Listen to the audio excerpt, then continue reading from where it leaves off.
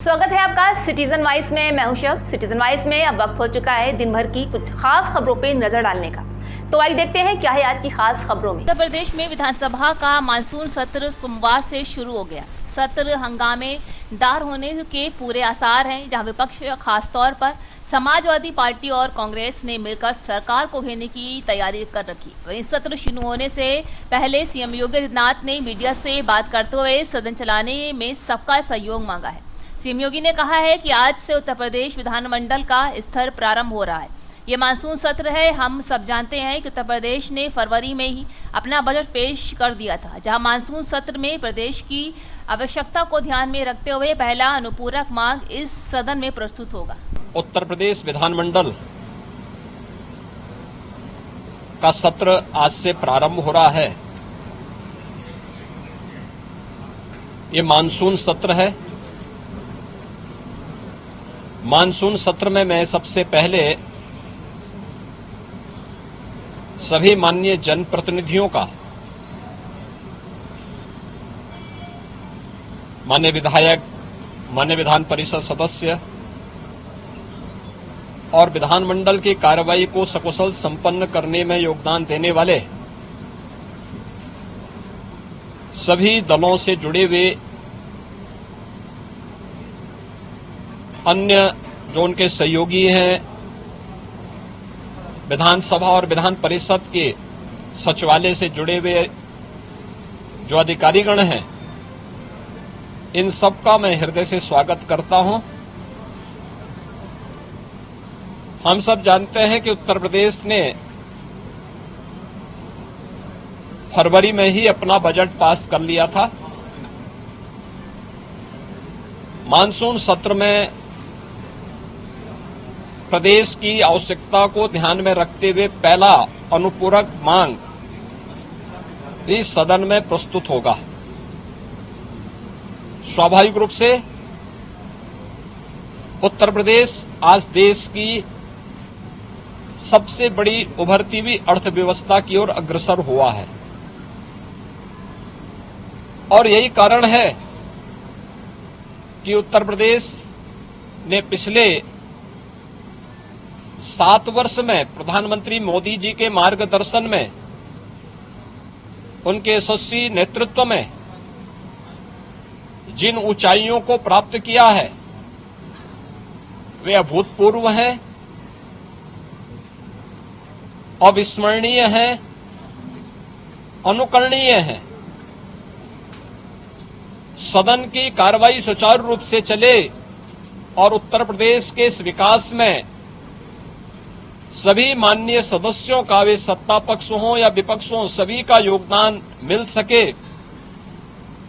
इसके लिए मैं सभी माननीय जनप्रतिनिधियों का आह्वान करूंगा और खासतौर पर विपक्षी सदस्यों से मैं कहूंगा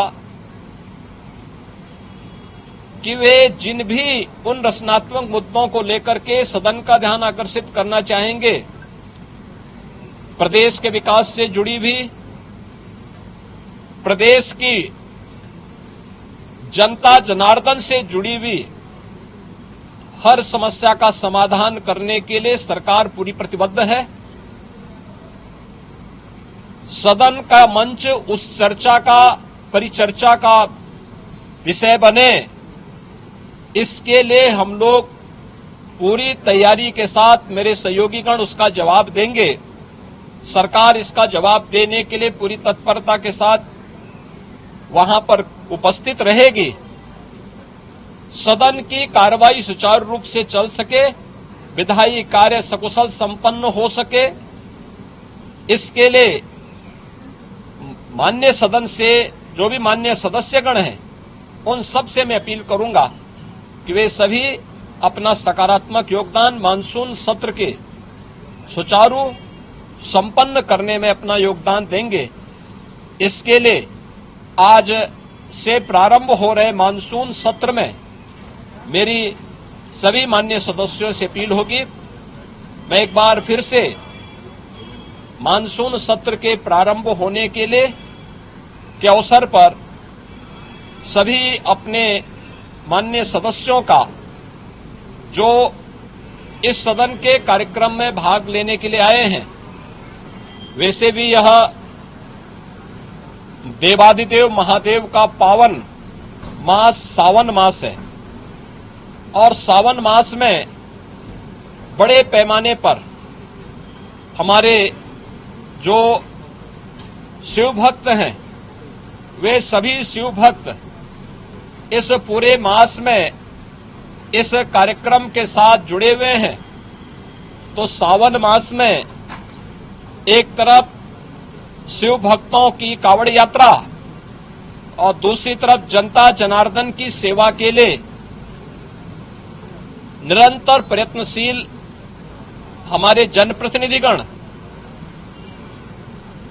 उनसे जुड़े हुए मुद्दों को लेकर के, प्रदेश के विकास से जुड़े हुए मुद्दों को लेकर के, प्रदेश के जुड़ी हुई किसी समस्या को लेकर के सदन के मंच पर जो भी पटल पर जो भी बातें उनके द्वारा रखी जाएंगी उन मुद्दों पर एक सकारात्मक बहस के लिए सरकार पूरी तैयारी के साथ है।